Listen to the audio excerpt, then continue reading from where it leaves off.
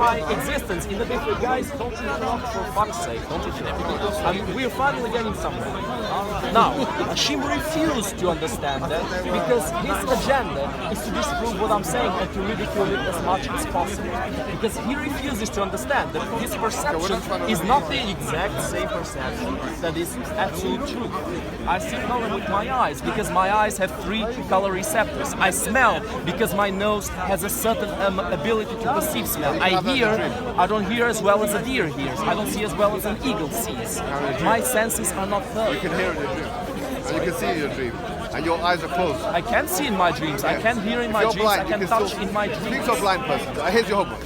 The homework is speak to a blind person and ask them if they've ever had dreams before, where they visually see things, right? If you think that blind people don't have dreams, that's denying the experience. They probably do have dreams. Ask them. But they have Ask sound them. in Your dreams. eyes, when you close your eyes like that, you still see. They do not see How do you shapes know in that? dreams. No blind person will ever tell you that. How do you know they do? I know How do you know they do? How? I've spoken to blind people. To blind people, you spoke. May I ask a question here? I have a question for you. So, sorry for interrupting. Now, if someone is focusing too much, no, I'm okay. I just want to have a question. You're living. Don't leave just yet. I have a question. Don't leave just yet. I think we're done. I don't think we're done. Okay, one more chance. The challenge is One more chance for you to use the scientific method to prove science. Use the scientific method to prove mathematics. Can you prove mathematics through the scientific method? What would you do? How would you run the experiment? You're a scientist now. Let's find out. Pavlov's lab.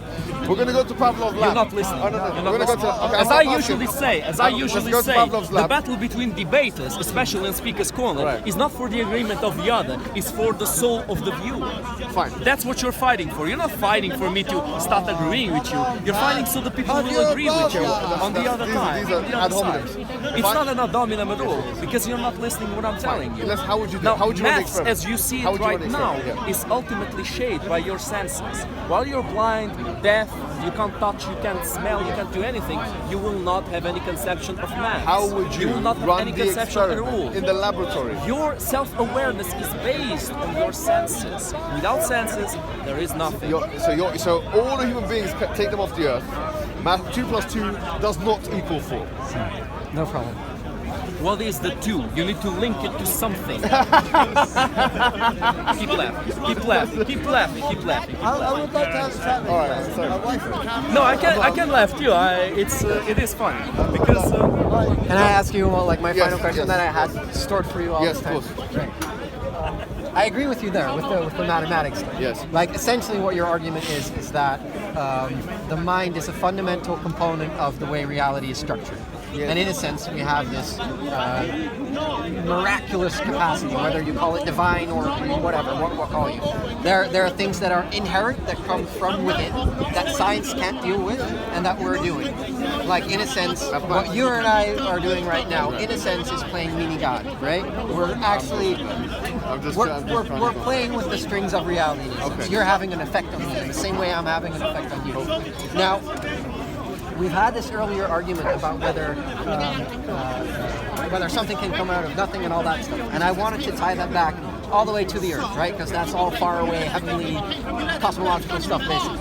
I think, philosophically speaking, it boils down to the question whether, because I feel that in Abrahamic religions and in Western philosophy and all that stuff, let's say Abrahamic philosophy, there's always this dichotomy, right? There has to be a subject and object. You have to split between emotions and feeling, thought and feeling, symbolically masculine, symbolically feminine, whatever, what have you. Do you feel that ultimately, all things considered, at the end of the day, Yes. the universe can be explained? Yes. Right. That's our fundamental disagreement. But I think your open-mindedness is commendable because as someone who's an agnostic, you've accepted and acknowledged the fact. I'm not an agnostic. What would you? Someone who believes in. Sorry. Right. So to give you my perspective is, Eastern philosophy is very skeptical of words. Very skeptical of words. They do not like, even though there's been plenty of wars of Buddhists crashing in the skulls of Hindus and vice versa. It's all over the place. There hasn't been a single holy war about doctrinal differences. Because within Eastern philosophy, it is believed that I don't know about that, man. That's a difficult one to say. Right. It's about 4,000 years of history. Verbalized statements are never taken to be reality itself, and so I can give you a funny story, because often I'm not sure if you're aware of a lot of stuff that's going on in the culture right now. Something that's very rampant in all over the place on universities, basically. All over the traditionally West, let's say. Right? There's this idea which is pretty much rampant, which is which has a lot of similarities between Eastern philosophy. Yes. It's called postmodernism. Yes. It's very skeptical of meta-narratives, like big cosmological stories, which I think is a big mistake. They're also very skeptical of words.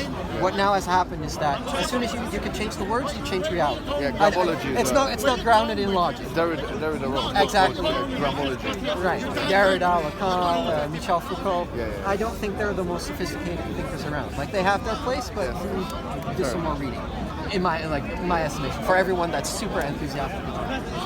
But what's funny is where I think our fundamental disagreement is in Eastern philosophy, they never take verbalized statements to be reality itself. And so in Abrahamic religion and Abrahamic theology and philosophy, there's more of an emphasis on the object, more of on the emphasis on the logical versus the illogical. Yes. And in a sense, I also feel that this is the reason why some people speak of a patriarchal system in a sense, because also the rational and the thought is often connected to the symbolically masculine. Okay. Yeah. Now, a funny Eastern story to maybe shed light on where I'm coming from in a sense, because you might have, and maybe that was the reason why you connected where I was coming from to Dawkins, because most often when people speak about Eastern philosophy, according to Abrahamic thinkers, they come off as nihilists. It's you keep speaking about the illogical nature of the universe and all this nothingness that you're speaking of. You're nihilistic. You don't believe in anything. It's I don't believe in anything. I'm not proposing an idea as the ultimate nature of reality, because I don't feel that at the end of the day you can verbalize the truth in a sense. I think you can come very close, which is very interesting because we can have a conversation endlessly. And I do think that words are important.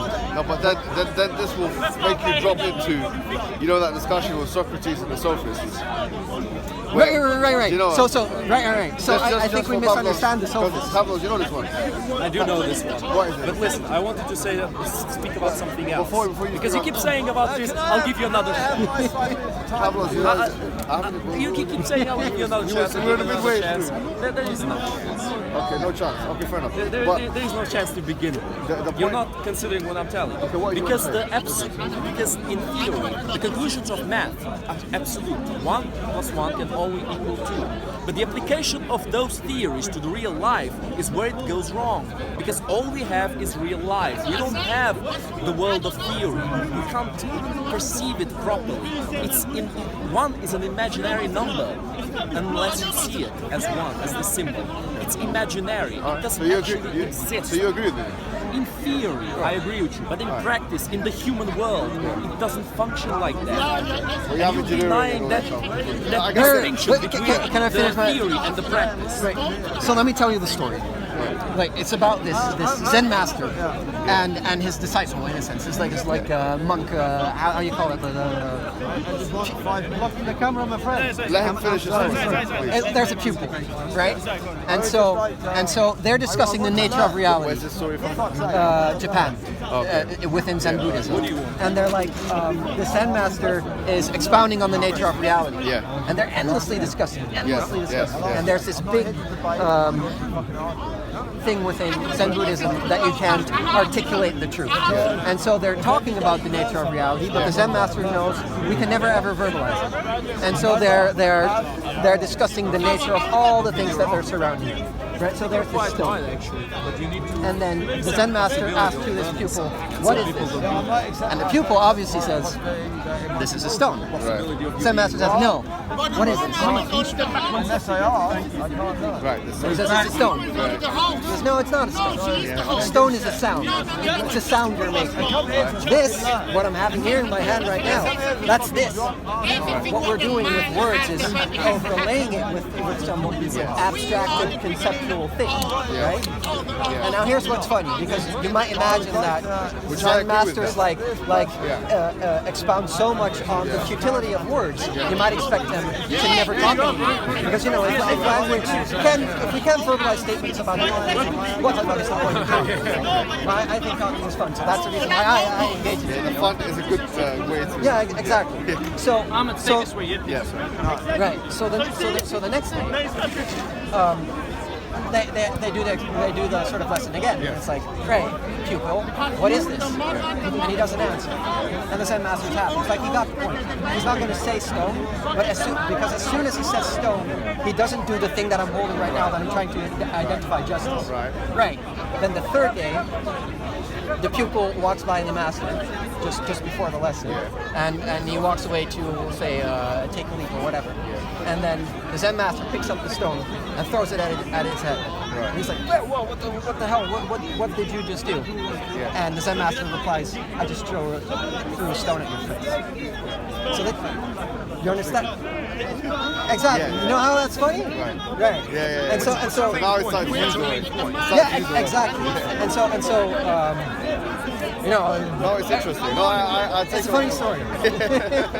Cheers. Thank you, man. Tell me some books I can read of Eastern tradition that you found. Please. Like what changed my life? Go ahead. Like Zen and the Art of Motorcycle Maintenance. Okay. Right. It's a book by an American writer. It's like a American philosophy classic, and everything that you've he goes into like the metaphysics of Aristotle and Plato and all that stuff, and he ties that to the East. Interesting. He's an interesting thing. I'll look at it. What's that again? Zen and the Art of Motorcycle What's the name Maintenance. of the writer? Robert Pirsig. Do you have a recommendation for me? I'll check it out. Hold on. I will.